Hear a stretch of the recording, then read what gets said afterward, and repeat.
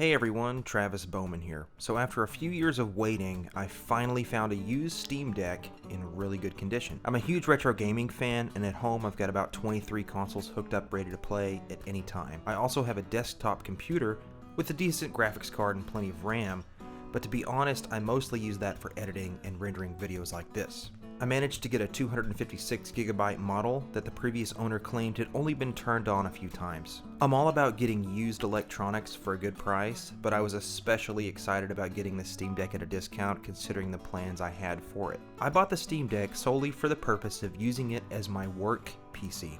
I'm a musician and I teach the guitar for a living. I've been playing for nearly 20 years and I've been teaching since about 2016. I'm a fingerstyle guitar player, think Andy McKee, Tommy Emmanuel, other guys like that. I've even got the fake acrylic nails on my right hand. I'm really into video game music and I do a lot of complex solo guitar arrangements of some of my favorite themes, just like this one. I even get to teach some video game music to my students occasionally, and it's actually a really fun job. Okay, so this isn't your typical desk job, and your big question is probably why would a guitar teacher want or need a handheld gaming computer for work? Here are the main reasons why I specifically wanted a Steam Deck instead of a laptop or desktop PC to use at my place of work. Let's go with the most obvious reason first, gaming.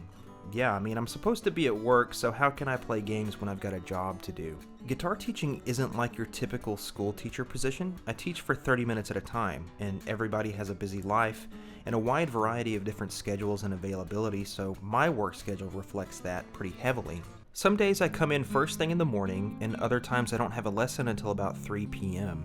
Sometimes I'll have a lesson at noon, and my next one isn't until 1:30. That's a perfect amount of time to jump into a game for a little bit, and because the Steam Deck is so awesome, I can put it to sleep, teach for however long, and turn it back on and I'm right where I left off. I can even teach throughout the day and then take my Steam Deck home, plug it into my TV, and continue whatever game I was playing that day at work. I know this sounds like I have all the free time in the world, but my schedule is actually pretty busy during the week, and it's not like I'm playing games on this at work every single day, but on average, I think I'm maybe getting an hour and a half of playtime per week. Half the time I'll just end up practicing instead of playing games, but the Steam Deck helps me with that too. More on that a little bit later in this video. Another huge reason that I wanted the Steam Deck in particular is just because it's so damn portable. I bought 2 third-party docks on Amazon. I basically got 2 off-brand docks for the same price as just 1 official dock from Valve. When I'm done with my workday, I just throw it in the case, throw that case in a backpack, and head home. I can use it at my desk at work or on my TV at the house. The USB and HDMI ports are all on the dock, and I have everything plugged in that I need plugged in, so I only have to unplug that one cable on the top to get ready to pack up the Steam Deck and take it home. Now, I do have a laptop, but to be honest, it was the hot new thing all the way back in 2013, so it's really starting to show its age 10 years later, and it's really heavy. And even if I did bring a laptop with me, I definitely wouldn't want to leave it up there at the store all week. The Steam Deck is actually pretty light compared to an old laptop, and I bring it with me to work every single day. The official case came with the Steam Deck when I bought it, and it keeps the device pretty safe and secure when I throw it in the backpack. So what does a guitar teacher use a computer for these days? Well, it's pretty simple. Music, tabs, chords, scales, all that stuff that you can look up online. Now is one of the best times in history to learn how to play the guitar just based on the available information alone. In fact, when I first started learning guitar myself, I used YouTube and it was brand new. It's pretty crazy how differently everybody views music, and it's crazier how many different songs I get to teach during the week. I use the Steam Deck to look up songs on YouTube, and then I search for the chords or tabs in order to learn how to teach it myself. I learned how to play by ear, and thanks to my students, I always get good practice at learning new material.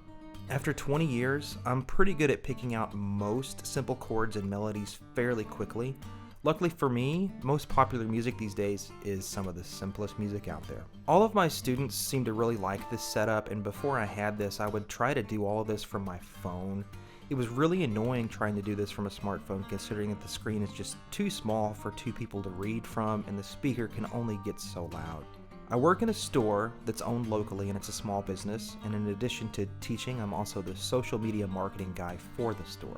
I use the very same camera that I'm using for this video to take photos and videos of everything at the store to share with our customers and potential customers on social media. Whenever we have something on sale or get some new gear in, or we're having an event or something like that, I'm taking pictures to share it with everybody.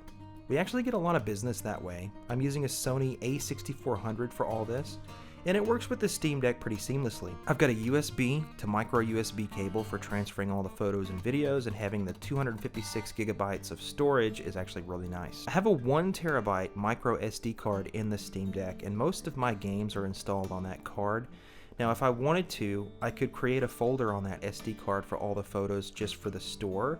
I'll probably end up getting an external drive in the future just for that reason though. I just recently became aware of a video editing software for the Steam Deck, so I'm sure I'll have to attempt to learn how to use it so I can do some of my editing jobs at work instead of having to bring all that stuff home. My goal was to get this setup up and running as cheaply and efficiently as possible. I didn't want it taking up a ton of room because the main focus, of course, is the student and the guitar. If I had a large gaming desk in here, it would probably be a distraction, and I imagine the kids would have a hard time focusing if there was a full-on gaming PC in here. The Steam Deck is low profile enough, and most of my students hardly even notice it's there, and it's actually a nice conversation starter for some of my nerdier students that actually know what it is.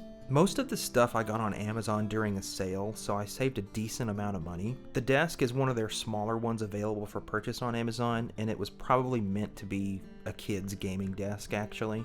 It only takes up a small amount of space in my lesson room, so I went for it and I'm glad I did. It was only about 60 bucks shipped. I also got this monitor on sale. It's just a 1080p Acer monitor, nothing super fancy or anything. I never expected to get AAA games running at a high performance level on the Steam Deck, and quite frankly, you really shouldn't either. It's great at running most games on lower settings at 1080p, and sometimes you'll have to lower the resolution to get them running at a decent frame rate. It's really a game by game basis. In my experience, the Steam Deck shines the brightest when you're in handheld mode. Being able to use this with a keyboard and a monitor is, it's a huge plus, but just be realistic and don't expect it to replace your gaming PC because you'll definitely come out pretty disappointed if you do. Probably the most expensive thing in this setup is the chair. I didn't want to go too cheap on the chair, considering that I'm going to be sitting in it and using it for years to come, and I really wanted it to be comfortable. Getting a decent chair for a guitar player / gamer can be pretty difficult. You want the comfort of the arms when you're gaming, but when you're trying to sit with a guitar in your lap, the arms kind of get in the way and can definitely end up hurting your back or shoulders. This chair was on sale at Office Depot, and it's a pretty small chair that doesn't take up a ton of real estate, but the arms fold backwards completely. So whenever it's time to teach, I can switch from gaming mode to guitar mode in a matter of just a few seconds. I also added this really nice Elite Acoustics amp that I had at home to my work setup. It doesn't take up that much room, but it's nice and loud. It sounds really crisp and clear, so it's great for metronome training with my students. One of the worst things about using my phone to teach was the fact that it just couldn't compete with the sound of 2 guitars. The speaker is great for pretty much everything I could think of, whether it's listening to music, practicing with the metronome, or getting some game audio through at a decent level without disturbing any of the other teachers and students around me. I actually found this Razer mouse at a pawn shop for $5, and I've got the keyboard on Amazon for about 30 bucks shipped. It's definitely not the best keyboard I've ever used, but it's not bad either. But again, I'm not really using this setup just for serious PC gaming. In fact, it's not exactly the most comfortable PC setup for playing games at all, but that's totally fine. I rarely ever use the monitor for gaming anyways. Most of the time I just use it to look up music to share with my students or to edit or upload some pictures for social media. When I'm teaching, I'm spending most of that 30-minute window facing towards my student anyways. Honestly, if I've got enough free time and if I want to play some games, I'll probably just grab the Steam Deck, leave my room, and go sit on this comfy couch we have in the lobby. So I was trying to come up with a few cons to this setup, and I couldn't really think of anything super negative to say.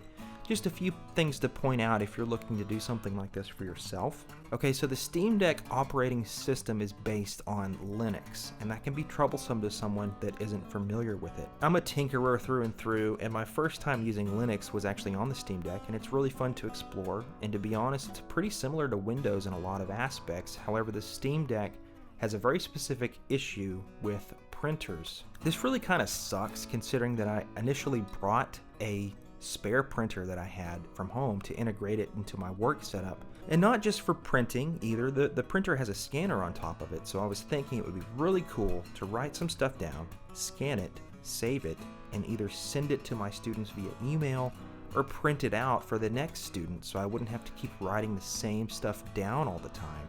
This could potentially save a ton of time and resources, so it's unfortunate that the Steam Deck isn't really compatible with most printers. From what I've read, there may be a workaround for this, but I understand it to be a pretty involved process. So whenever I need to print something, I'll just go to the front desk and use that PC to print out whatever document I need.